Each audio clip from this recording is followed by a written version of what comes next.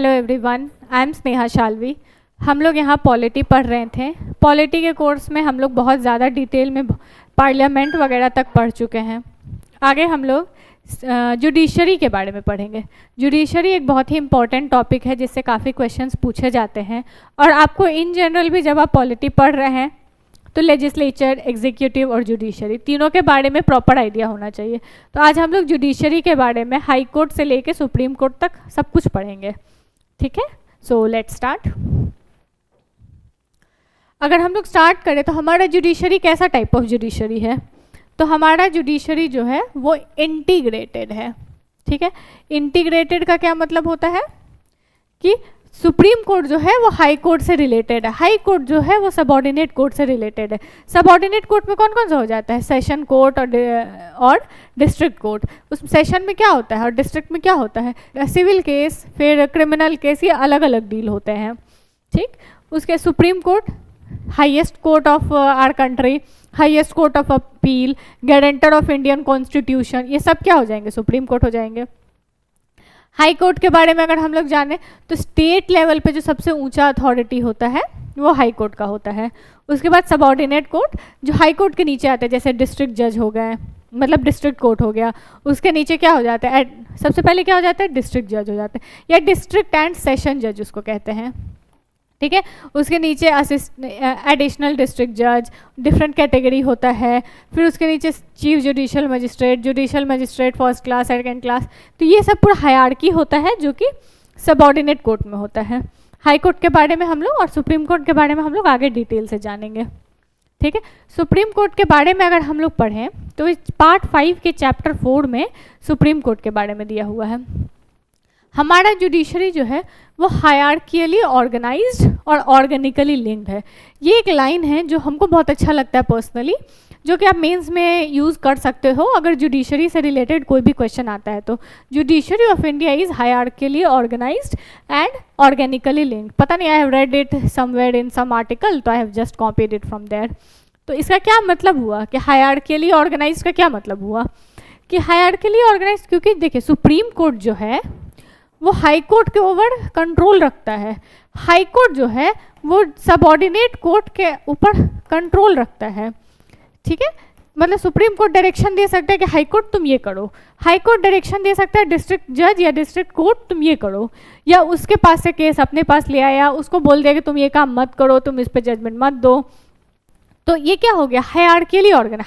Hierarchy मतलब क्या होता है, हम बड़े हैं तुमसे, तुम हमसे छोटे हो, तो वो उससे छोटा है, तो मतलब जैसे कि दादाजी हमारे पापा को डांट सकते हैं, पापा हमको डांट सकते हैं, तो ये हायरार्की हो गया।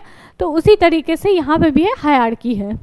फिर ऑर्गेनिकली लिंक्ड का मतलब क्या होता है कि जैसे अभी जो सबऑर्डिनेट कोर्ट में प्रैक्टिस कर रहा है, जो जज है या फिर जो भी एडवोकेट है, वो ऊपर जाके कुछ दिन के बाद वो एलिजिबल हो जाता है हाई कोर्ट में प्रैक्टिस करने के लिए, हाई कोर्ट का जज बनने के लिए या हाई कोर्ट का एडवोकेट बनने के लिए।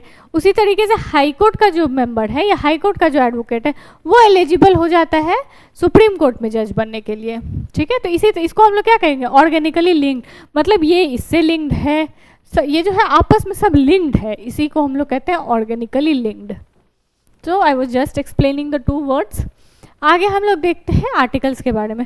तो अभी तक आप लोग समझ गए होंगे कि मेरा पढ़ाने का तरीका यही है कि हम आर्टिकल्स को इम्पोर्टेंस देते हैं।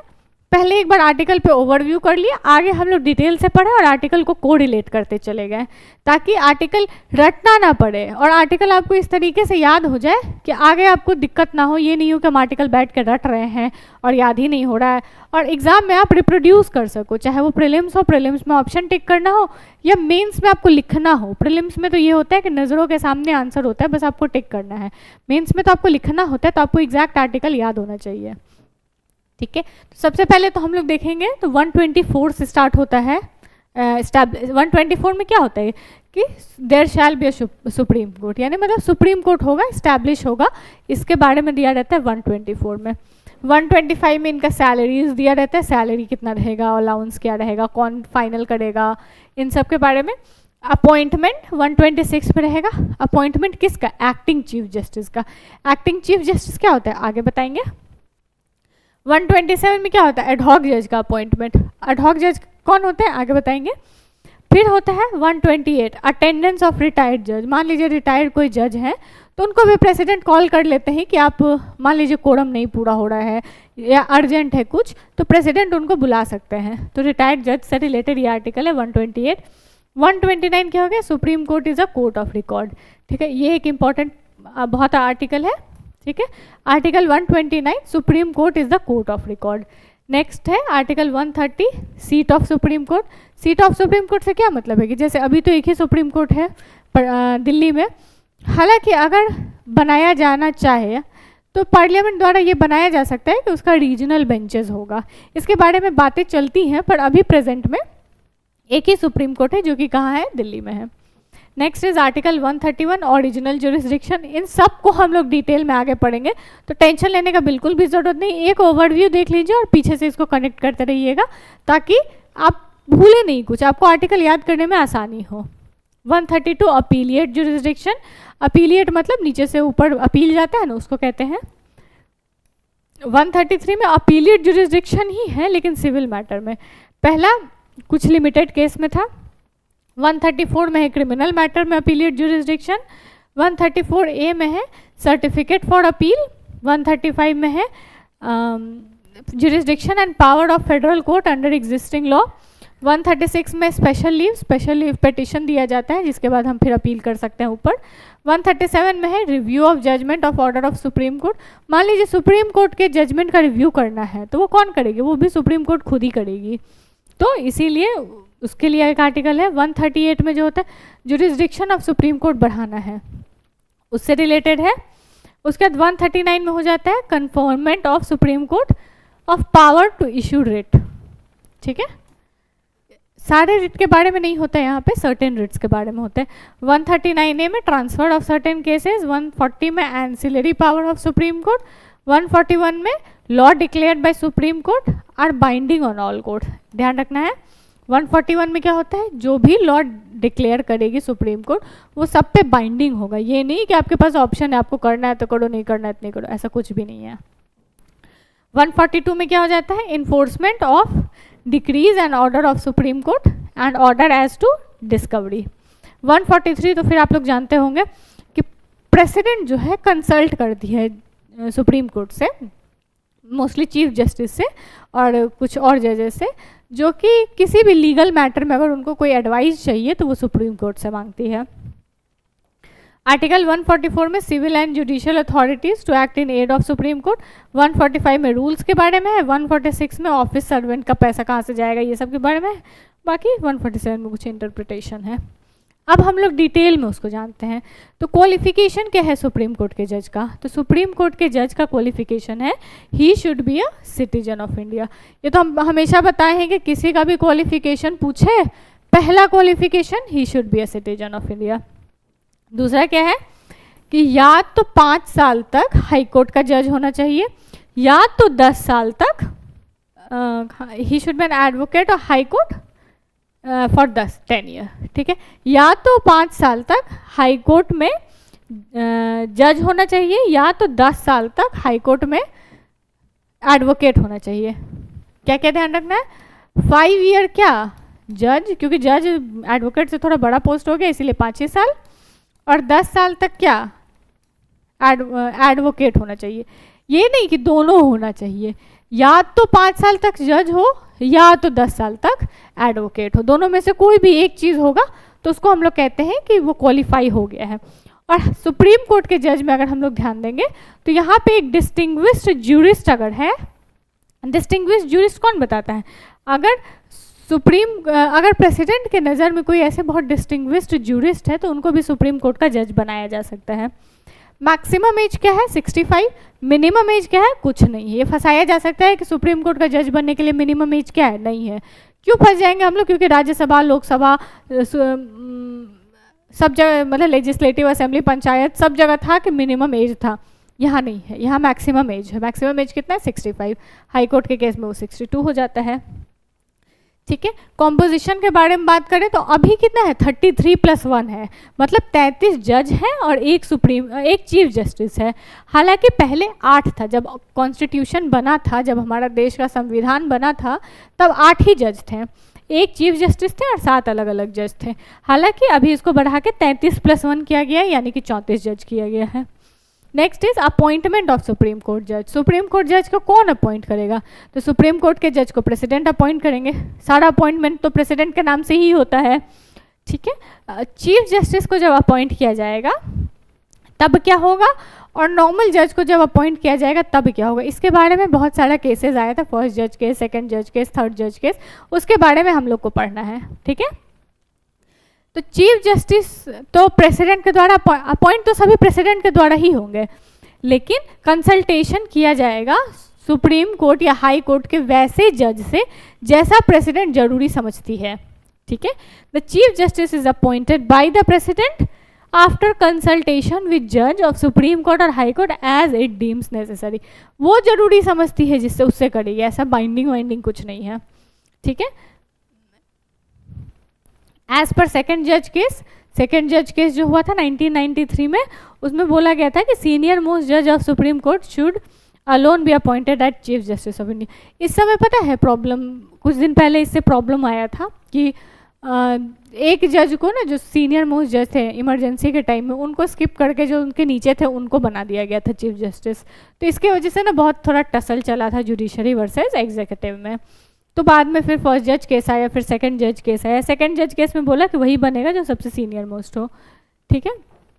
उसके बाद अपॉइंटमेंट ऑफ अदर जजेस, बाकी ये तो चीफ जस्टिस का बात हो गया। दूसरा जज का अगर अपॉइंट करना हो, दूसरा जज इन सुप्रीम कोर्ट ओनली, तो करेंगे तो प्रेसिडेंट ही, लेकिन एडवाइस लेंगे, किससे एडवाइस लेंगे? तो Chief justice of India plus कुछ और लोग। ध्यान दीजिए, Chief justice of India and other जजेस of supreme court and High court as a deems necessary, ठीक है। ये जो कंसल्टेशन होगा ये ऑब्लिगेटरी होगा इनके। देखिए, अगर जैसे कि प्रेसिडेंट पूछे सुप्रीम कोर्ट और हाई कोर्ट के जज से कि चीफ जस्टिस के केस में कि कंसल्टेशन मांगे, वो कंसल्टेशन उन पे बाइंडिंग नहीं होगा। किस केस में बाइंडिंग नहीं होगा? चीफ जस्टिस के केस में बाइंडिंग नहीं होगा, पर अदर जजेस के केस में, मतलब चीफ जस्टिस के अलावा बाकी जज के केस में ये बाइंडिंग होगा, ठीक है। सेकेंड जज केस आया था वही 1993 में, consultation with chief justice is binding on the president. फिर थर्ड जज केस में बोला गया कि किससे पूछेंगे भाई, चीफ जस्टिस और किससे पूछेंगे? अगर सिर्फ चीफ जस्टिस से पूछ रहे हैं तो वो तो हो सकता है कि शायद होता है ना फेवरेटिज्म या ऐसा कुछ, मतलब अपने पसंदीदा बंदे को रख लें, ऐसा हो सकता है। तो इसीलिए वो हो गया कि एक आदमी नहीं बताएगा, एक आदमी को पावर नहीं देना चाहिए। हमेशा से हमारे कंट्री में ये रहा है कि डिसेंट्रलाइजेशन पे फोकस किया गया है। तो इसीलिए सुप्रीम कोर्ट के जज का अपॉइंटमेंट में chief justice plus 4 senior most जज जो हैं वो रिकमेंड करते हैं। एक और बात ध्यान रखिएगा कि अगर मान लीजिए ये 4 सीनियर मोस्ट जज जो हैं, इनमें से कोई भी ऐसा नहीं है कि वो अगला चीफ जस्टिस ऑफ इंडिया बन सके, तो उस केस में उसको भी रखेंगे जो अगला चीफ जस्टिस ऑफ इंडिया बनेगा। क्योंकि होता है ना कि मान लीजिए चीफ जस्टिस है जो कि 6 महीना बाद रिटायर होने वाले हैं, उसके बाद के जो 4 जज हैं वो 1 महीना 2 महीना में रिटायर होने वाले हैं, तो वो हो जाएगा ना कि ये 4 जो है इसमें से कोई चीफ जस्टिस नहीं बन पाएगा, क्योंकि एज लिमिट है, 65 साल में तो रिटायर हो जाना है। अब आप अभी कितने उम्र में आप चीफ जस्टिस बने हो उस पर डिपेंड कर रहा है। तो मान लीजिए वो ऐसे 4 जज हैं जो कि नहीं बन पाए चीफ जस्टिस, तो जो असली में अगला चीफ जस्टिस बनेगा उसको भी लेंगे, ठीक है। कंडीशन समझ में आ गया? अलग केस में बनता है वो। Recommendation made by consultation are not binding on the president. बाद में क्या होगा, पहले तो बोल दिया था कि बाइंडिंग होगा, लेकिन फिर बाद में क्या हुआ था कि recommendation made by chief justice is not binding on president. समझ में आया? Next is oath and affirmation of जजेस ऑफ सुप्रीम कोर्ट। तो चीफ जस्टिस ऑफ इंडिया जो है या कोई भी जज है वो प्रेसिडेंट के सामने ओथ लेता है, और किस चीज़ का ओथ लेता है? वही to bear true faith and allegiance to constitution, to uphold the sovereignty and integrity of constitution, to duly and faithfully and to best of his ability knowledge and judgment perform the due. ठीक है, क्या क्या ध्यान रखना है आपको? True faith and allegiance ये तो सब में ही रहता है, सोवरेनिटी इंटीग्रिटी के बारे में है, और फेथफुली वो अपने बेस्ट ऑफ नॉलेज में किस तरीके से अपना ड्यूटी निभाएंगे उसके बारे में बात होता है, और वो कॉन्स्टिट्यूशन ऑफ इंडिया को किस तरीके से अपहोल्ड करेंगे इसके बारे में बात होता है। The next is tenure of जज। टेन्योर ऐसा कोई फिक्स नहीं होता है, मैक्सिमम एज फिक्स होता है, ठीक है। एज जो है ये 65 ईयर पे फिक्स है। आप 64 ईयर 6 मंथ पे सुप्रीम कोर्ट के जज बने तो 6 ही महीना रहोगे, आप अगर 55 में ही बन गए तो आप 10 साल रहोगे, ऐसा टेन्योर फिक्स नहीं है। हालांकि ये रिज़ाइन के बारे में अगर बात करें तो ये प्रेसिडेंट को रिज़ाइन करते हैं, मतलब प्रेसिडेंट को लिख के देते हैं कि हमको रिज़ाइन करना है, और इनको रिमूव भी किया जा सकता है प्रेसिडेंट के द्वारा ही। हालांकि ये प्रोसेस बहुत लंबा होता है, मतलब डायरेक्ट रिमूव नहीं, ऐसा नहीं कि प्रेसिडेंट को आज मन किया तो ये जज को रिमूव कर दिया, ऐसा नहीं होता है। वो एक प्रॉपर प्रोसीजर फॉलो होता है जो आगे बताएंगे हम आपको, लोकसभा राज्यसभा सबसे पास होता है, उसके बाद ही रिमूवल होता है, ठीक। कैसे होता है? दे कैन बी, ग्राउंड क्या क्या है, सबसे पहले तो किस ग्राउंड पे उसको रिमूव किया जा सकता है। पहला है प्रूव्ड मिसबिहेवियर और दूसरा है इनकैपेसिटी, मतलब ऐसा कुछ प्रूव हो गया है कि इनका कुछ तो मिसबिहेवियर हुआ है या इनकैपेसिटी। ध्यान रखिएगा कि आज तक कोई जज रिमूव नहीं हुआ है, तो आप समझ सकते हैं कि प्रोसीजर कितना टफ है। और रिमूवल होगा ये तो कॉन्स्टिट्यूशन में दिया है, कैसे रिमूवल होगा ये नहीं दिया है। ये कहाँ दिया हुआ है? जजेस इंक्वायरी एक्ट में दिया हुआ है। कैसे रिमूव होगा? तो या अगर राज्यसभा में आता है, मतलब एक प्रपोजल आएगा, अगर राज्यसभा में आता है तो 50 आदमी सपोर्ट करेगा, लोकसभा में आता है तो 100 आदमी सपोर्ट करेगा। अगर इतना आदमी सपोर्ट किया तब जाके, या अगर राज्यसभा में आया तो चेयरमैन के पास, अगर लोकसभा में आया तो स्पीकर के पास, इतना जाएगा राज्यसभा में, स्पीकर या चेयरमैन जिसके पास भी गया, ठीक है। अब स्पीकर या चेयरमैन के पास ये पावर है कि ठीक है हम मान ले कि ये मोशन एक्सेप्ट करते हैं, वो नहीं चाहें तो रिफ्यूज़ कर सकते हैं। देख रहे हैं कितना बड़ा पावर है ये स्पीकर के पास। वो अगर कह दिए कि हम ये मोशन ही एक्सेप्ट नहीं करेंगे तो ख़त्म वहीं पे, ठीक है। 50 आदमी या 100 आदमी जहाँ पे भी है उसके अकॉर्डिंग आया। If the motion is admitted then the speaker chairman constitute, अगर हो जाता है तो फिर 3 मेंबर कमेटी बनता है। मतलब पहले राज्यसभा या लोकसभा में 50 आदमी या 100 आदमी लेके आया मोशन, उसको चेयरमैन या स्पीकर जो है एक्सेप्ट किए, एक्सेप्ट करने के बाद 3 मेंबर कमेटी बनाते हैं। 3 मेंबर में कौन होता है? चीफ जस्टिस होता है, चीफ जस्टिस ऑफ कोई हाई कोर्ट रहेंगे और एक कोई डिस्टिंग्विश्ड ज्यूरिस्ट रहेंगे। ये कमेटी बनेगा, उसके बाद कमेटी फाइंड करेगा कि जो चार्जेस उन पे लगे हैं, जो जज पे चार्जेस लगे हैं वो सही है या नहीं है। Then both the houses of parliament can take up the motion for consideration, मतलब फिर वो देखेगा कि ठीक है ये मोशन लिया जा सकता है, ध्यान में दिया जा सकता है या नहीं। उसके बाद this motion must be pass by both the houses of parliament by special majority. Special majority से दोनों हाउस से पास होना चाहिए। स्पेशल मेजॉरिटी का मतलब क्या है? आज जितने आए हैं उसका 50% से ज़्यादा, और टोटल जो सीट है उसका 2/3 से ज़्यादा। मतलब मान लीजिए ये टोटल है तो इसका 2/3 से ज़्यादा, ठीक है, ये 2/3 से ज़्यादा। और मान लीजिए ये टोटल तो है पर आए इसमें से इतना ही है, ठीक है, तो इसका 50%। समझ में आया? ये 50% से थोड़ा ज़्यादा और ये टोटल का 2/3 से ज़्यादा, ठीक है। ये लोग आए ही नहीं है, किसी भी वजह से नहीं आ सकते, सीट वैकेंट हो या कोई बीमार हो, किसी का डेथ हो गया हो, तो उस वजह से।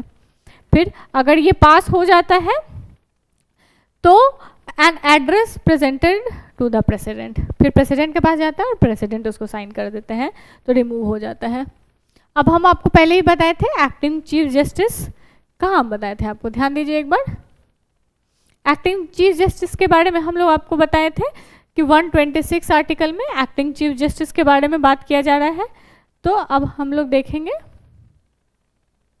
एक्टिंग चीफ जस्टिस के बारे में। किस आर्टिकल में है?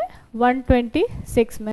प्रेसिडेंट जो है किसी, अगर मान लीजिए चीफ जस्टिस ऑफ इंडिया नहीं है किसी भी वजह से, तो प्रेसिडेंट जो है किसी भी आदमी को, नॉट किसी भी आदमी को, किसी भी जज को chief justice, acting chief justice वो बना सकते हैं। इससे क्या होता है कि functioning, day to day functioning जो है वो नहीं रुक रहा। मान लीजिए नहीं है तो एक्टिंग चीफ जस्टिस हमेशा टेम्पररी बेसिस पे बनता है, फिर परमानेंटली नया चीफ जस्टिस बना दिया जाता है अगर वो रिज़ाइन कर दिए या अब नहीं है तो। एडहॉक जज क्या होता है? मान लीजिए कोरम नहीं कंप्लीट हो रहा है। कोरम कैसे नहीं कंप्लीट होगा? तो मान लीजिए कॉन्स्टिट्यूशनल बेंच है, तो कॉन्स्टिट्यूशनल बेंच मिनिमम 5 मेंबर्स का होना चाहिए। मान लीजिए किसी भी वजह से 4 ही मेंबर हो पा रहे हैं, तो एक आदमी कम पड़ रहा है, तो एक आदमी पूरा करने के लिए एक एडहॉक जज बनाया जाता है। ये भी प्रेसिडेंट ही अपॉइंट करते हैं। किसी को भी जो कि मान लीजिए हाई कोर्ट का कोई जज है जो कि एलिजिबल है टू बिकम अ जज ऑफ सुप्रीम कोर्ट, एलिजिबल तो बहुत लोग होंगे लेकिन सुप्रीम कोर्ट में जज तो 34 ही होंगे, तो 34 जज भर गया सीट, तो उसके बाद में नीचे बहुत सारे लोग होंगे जो एलिजिबल तो होंगे पर वो चीफ जस्टिस या सुप्रीम कोर्ट के जज बने नहीं हैं। तो वैसे लोग जो एलिजिबल हैं उनको बनाया जा सकता है एडहॉक जज। किसको बनाया जा सकता है? जज of high court, chief justice of India can appoint, ये हम थोड़ा गलत बता दिए थे एडहॉक जज के बारे में, प्रेसिडेंट नहीं चीफ जस्टिस अपॉइंट करते हैं, और एडहॉक जज of the supreme court for a temporary period. ये सब टेम्पोररी अरेंजमेंट्स हैं।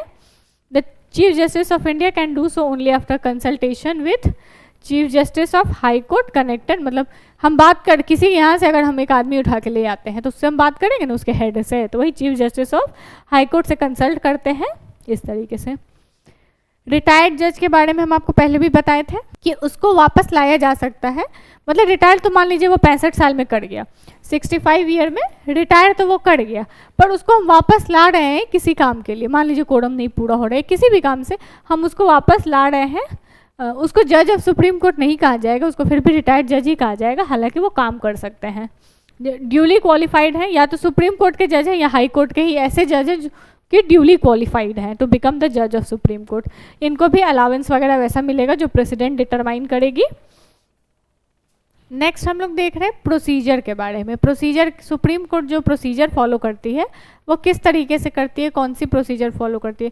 तो सबसे पहले तो उसका डे टू डे फंक्शनिंग के बारे में जानते हैं। तो डे टू डे फंक्शनिंग में वो जितना भी काम करती है उसका रूल वो खुद बनाती है।